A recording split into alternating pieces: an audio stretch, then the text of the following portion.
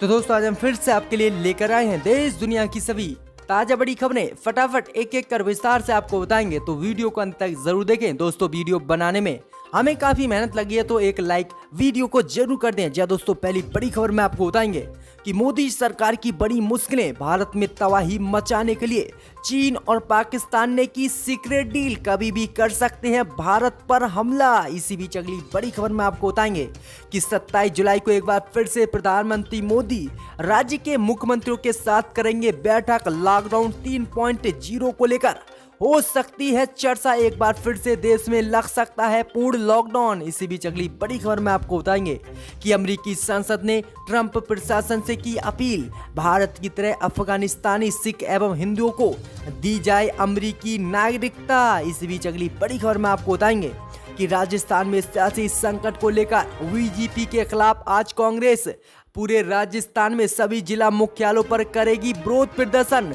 लगाया है सरकार गिराने के आरोप। इसी बीच अगली बड़ी खबर में आपको बताएंगे कि 1500 साल पुरानी चर्च में 40 साल बाद अदा की गई जुमे की नमाज, हागिया सोफिया मस्जिद बनी एक बार फिर से, हागिया सोफिया चर्च बनी एक बार फिर से मस्जिद जो है रजब तैयब अर्दोगान ने भी की नमाज अदा। इसी बीच अगली बड़ी खबर में आपको बताएंगे कि राहुल गांधी ने राजस्थान में कांग्रेस सरकार गिराने का बीजेपी पर लगाया आरोप, कहा जो है देश में किस तरह से घोटाले के पैसे से विधायकों को खरीद के कांग्रेस की सरकारें गिरा रही है बीजेपी।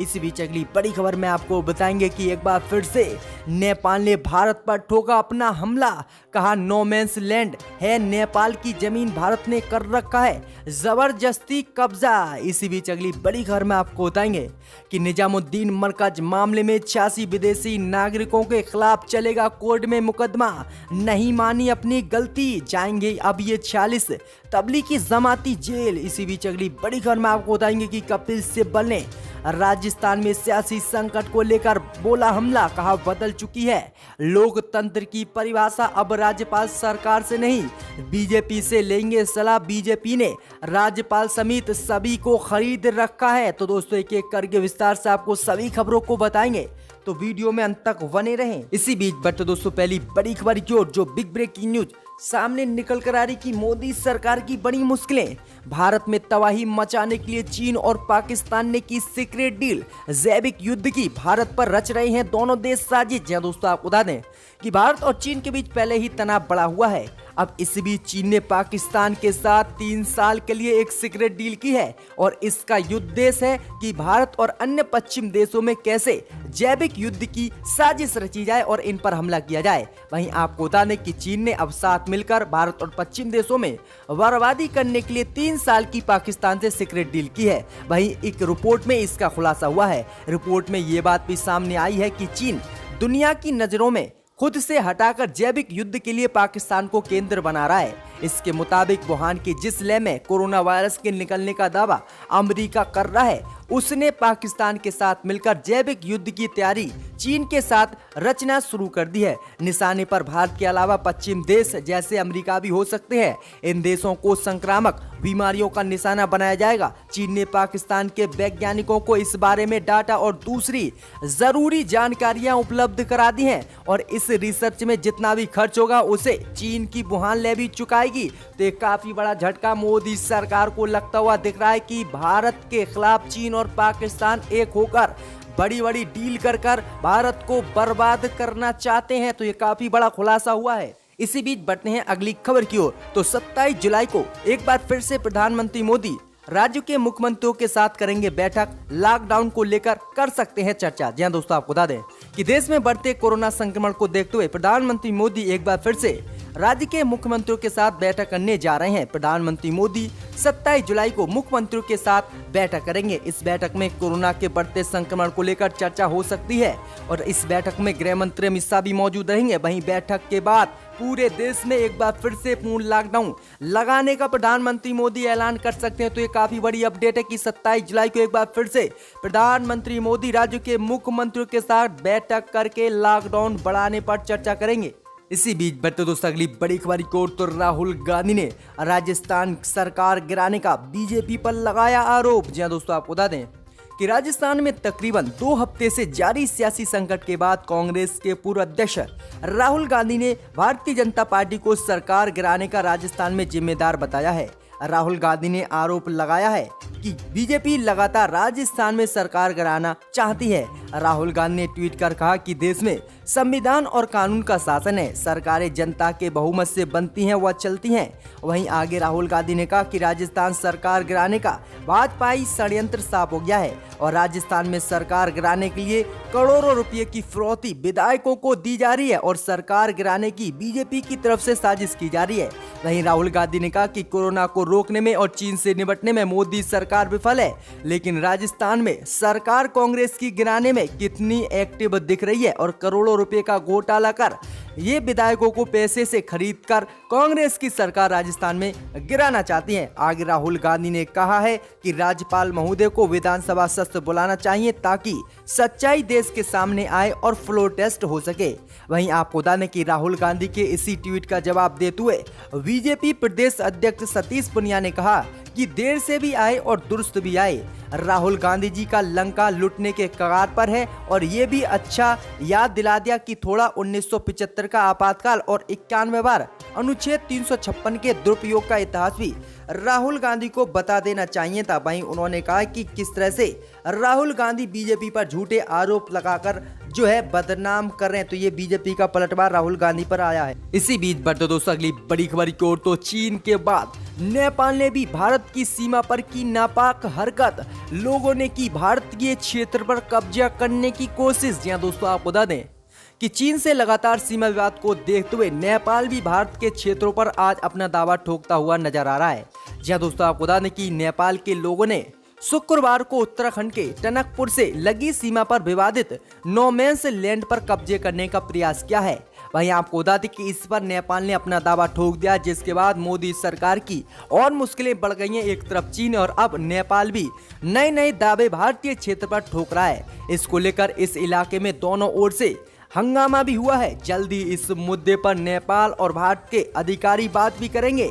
वहीं आपको बता दें कि पिछले कुछ दिनों से भारत और नेपाल के संबंधों में तल्खी आई है। सीमा को लेकर नेपाल ने जब से नया नक्शा पारित किया है तब से दोनों देशों के संबंध में तनाव देखा जा रहा है। एक तरफ चीन भी लगातार भारतीय क्षेत्र पर कब्जा करने की कोशिश कर रहा है और इसी बीच नेपाल भी चीन की तरह ही भारत के क्षेत्र पर कब्जा कर रहा है। तो ये काफी बड़ी खबर आ रही है कि टनकपुर में अब फिर से नेपाल ने अपना दावा ठोका है भारतीय क्षेत्र पर। इसी बीच बढ़ते दोस्तों अगली बड़ी खबर की ओर, तो राजस्थान संकट को लेकर बीजेपी के खिलाफ आज कांग्रेस करेगी सभी जिला मुख्यालयों पर विरोध प्रदर्शन। जय दोस्तों, आपको बता दें कि राजस्थान में सियासी संकट के बीच एक तरफ जहां मुख्यमंत्री अशोक गहलोत विधानसभा सत्र बुलाकर अपना बहुमत साबित करने पर अड़े हैं, तो वहीं दूसरी तरफ राज्य में बीजेपी के खिलाफ जोरदार प्रदर्शन भी कांग्रेस करने जा रही है।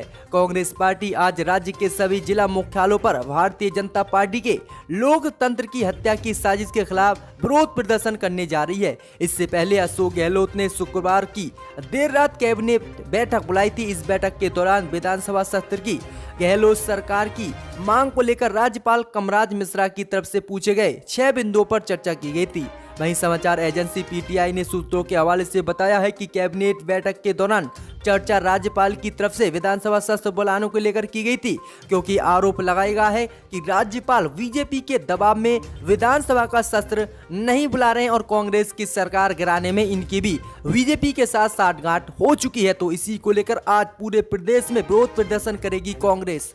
इसी बीच बढ़ते दोस्तों अगली बड़ी खबर की ओर, तो अमेरिकी सांसद ने ट्रंप प्रशासन से की अपील, भारत की तरह अफगान सिखों एवं हिंदुओं को शरणार्थी का दर्जा मिले अमेरिका में। जहां दोस्तों आपको बता दें कि अमेरिका के एक सांसद ने अफगानिस्तान के सिखों एवं हिंदुओं को शरणार्थियों का दर्जा देने के लिए भारत की प्रशंसा की है और ट्रंप प्रशासन से इस युद्ध ग्रस्त क्षेत्र के सताए धार्मिक अल्पसंख्यक के लिए भारत जैसी ही व्यवस्था अमेरिका में करने की अपील ट्रंप प्रशासन से की है। वहीं आपको बता दें कि भारतीय विदेश मंत्रालय ने हाल ही में कहा था कि अफगानिस्तान में जिस तरह से धर्म के नाम पर हिंदुओं और सिखों के साथ हमले बढ़ते गए हैं और उनके साथ अत्याचार किया जा रहा है, और इसी सब को देखते हुए मोदी सरकार ने इन हिंदुओं और सिखों के लिए भारत आने के लिए वीजा उपलब्ध कराया और कहा कि आप भारत आकर रह सकते हैं और आपको नागरिकता संशोधन कानून के तहत थोड़े दिनों के बाद नागरिकता भी भारत की दे दी जाएगी और आप फिर अफगानिस्तान बिल्कुल ना जाएं। अब इसी को लेकर जो है अमेरिका की एक सांसद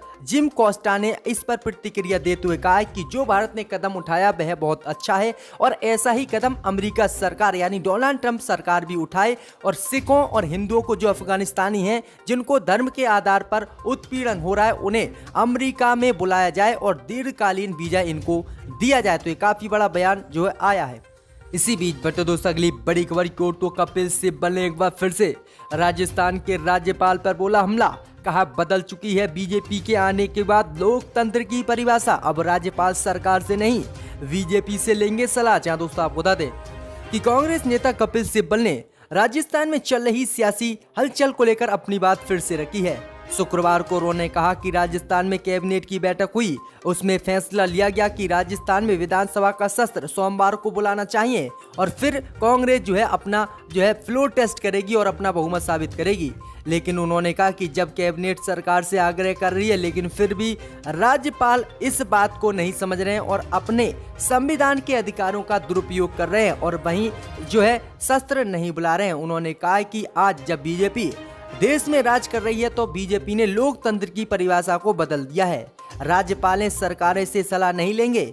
आगे उन्होंने कहा कि अब राज्यपाल बीजेपी से सलाह लेंगे और बीजेपी जो कहेगी वही वह कहेंगे। आगे उन्होंने कहा कि इस देश में जो चुनी गई सरकारें हैं उसे राज्यपाल गिराने में बीजेपी की अब मदद करने लगे हैं। जिस दल को बहुमत है उसके कुछ लोग एक प्राइवेट चार्ट प्लान में बाहर से जाएंगे और वहां पर होटल में ठहरेंगे और वहां लेन देन की बात होगी और फिर सरकार को गिराएंगे। तो ये काफी बड़ा हमला बोला है कि अब देश में परिभाषा लोकतंत्र की बदल चुकी है। इसी बीच बढ़ते दोस्तों अगली बड़ी खबर की ओर, तो निजामुद्दीन मरकज मामले में 40 विदेशी नागरिकों के खिलाफ कोर्ट में चलेगा मुकदमा। जी दोस्तों आपको बता दें कि निजामुद्दीन मरकज मामले में 40 विदेशी नागरिकों के खिलाफ साकेत कोर्ट में मुकदमा चलेगा। अभी तक कुल 954 विदेशी नागरिकों को साकेत कोर्ट में पेशी हो चुकी है। इसमें से 908 विदेशी नागरिक जो निजामुद्दीन मरकज में शामिल हुए थे उन्होंने कोर्ट में अपनी गलती मान ली, जिसके बाद उन पर जुर्माना लगाते हुए वीजा नियमों और महामारी एक्ट के नियम से राहत देते हुए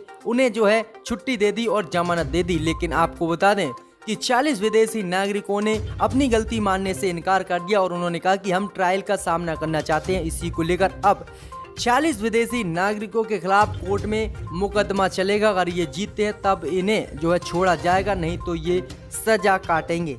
इसी बीच बढ़ते हैं अगली खबर की ओर, तो 1500 वर्ष पुराने चर्च में 86 साल बाद अदा की गई नमाज। जहाँ दोस्तों आपको बता दें कि टर्की में ऐतिहासिक चर्च रह चुकी 1500 वर्ष पुरानी इमारत हागिया सोफिया को मस्जिद में तब्दील करने के बाद शुक्रवार को यहां पहली बार जुमे की नमाज अदा की गई। इस दौरान हजारों नमाजियों के साथ तुर्की के राष्ट्रपति रजब तैयब अर्दोगान भी मौजूद रहे। उन्होंने ईसाइयों और मुस्लिमों के प्रतिष्ठित इस इमारत को 86 वर्ष बाद एक बार फिर से मस्जिद बनाने का हाल ही में ऐलान किया था और इसके बाद आज रजब तैयब अर्दोगान ने जुमे की नमाज इस मस्जिद में पढ़ी और 86 साल बाद पहली बार जुमे की नमाज इसमें अदा की गई है। 1500 साल पहले ये चर्च हुआ करता था जो एक ऐतिहासिक था। 2006 में कि एक एमपी ने यहाँ पर आकर अपने फाइल्स डिप्टी स्पीकर पर फेंक दिए थे, वो भी हमने देखा था और वो उस वक्त कौन थे हम जानते हैं, मगर ये जिम्मेदारी सबकी है सर। और यकीनन जो अपोजिशन की तरफ से एहतजाज हो रहा था इसलिए हो रहा था कि